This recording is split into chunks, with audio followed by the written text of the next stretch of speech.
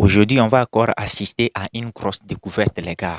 Une grosse découverte avec beaucoup de bijoux, beaucoup de trésors cachés. Regardons tous ensemble.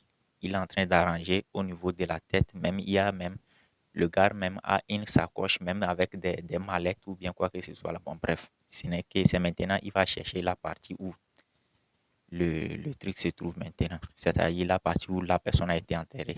Il est en train d'arranger la partie là. Il va chercher avec son application. Il fait les recherches.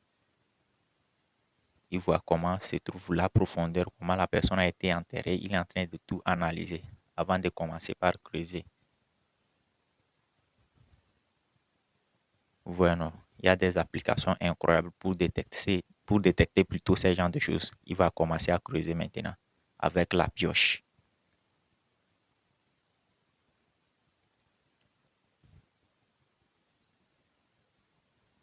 Il utilise maintenant la pelle pour pouvoir enlever le sable.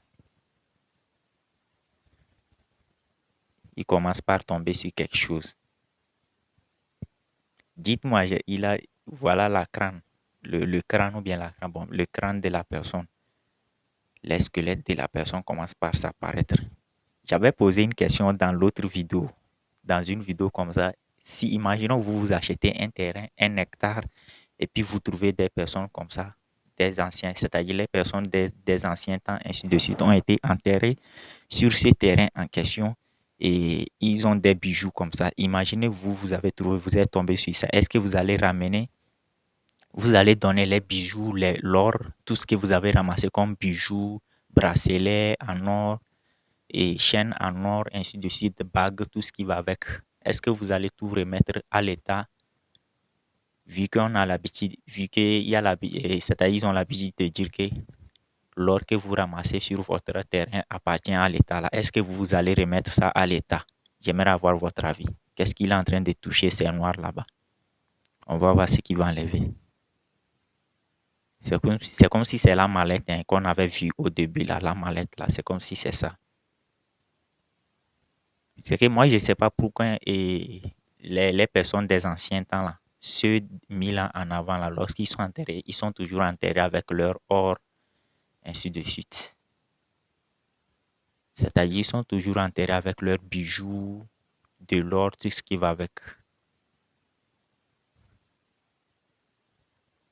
C'est la chaîne le gars a au cou ou bien c'est quoi? Genre, il a été... Vous voyez, c'est comme c'est une femme ou bien parce qu'il y a les boucles d'oreilles plutôt que le gars a enlevé au niveau de ses oreilles. Mais c'est le truc, la grosse chaîne là qui est au niveau du cou. Voilà un petit bijou, en perles, ainsi de suite. Même le gars a une petite sacoche. Il y a des choses dedans, des petits bijoux dedans, ainsi de suite. L'autre chaîne qui est au cou là, c'est ça même, moi je me pose beaucoup de questions en même temps. L'autre chaîne qui est au cou là, c'est quoi au juste? Qu'est-ce qu'il y a dans la mallette? Une petite boîte pleine de pièces. Les pièces des anciens temps. Ces pièces-là sont toujours faites avec de l'or et en argent. C'est incroyable. C'est quoi? Qu'est-ce qu'il y a là-bas?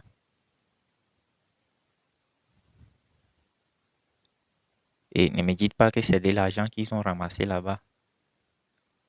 Le truc emballé en plastique là, est-ce que c'est de l'argent? Quand même.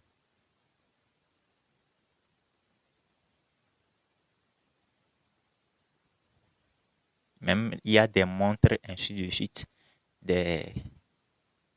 Incroyable. Dites-moi ce que vous en pensez. Vous, à la place, allez vous remettre ça à l'État ou pas? C'est-à-dire, l'or appartient à l'État, la drogue t'appartient. Pour ceux qui veulent avoir un compte TikTok monétisable ou bien une chaîne YouTube monétisable, veuillez me contacter. Vous avez déjà mon numéro sur WhatsApp. Mon numéro WhatsApp sur la vidéo, c'est le plus 228 98 09 96 31. Plus 228 98 09 96 31. Si vous voulez avoir des comptes TikTok monétisables ou bien des chaînes YouTube monétisables, contactez-moi tranquillement et puis on va gérer ça par WhatsApp. C'est de ça qu'il s'agit. Que Dieu vous bénisse. On se dit à la prochaine et ciao.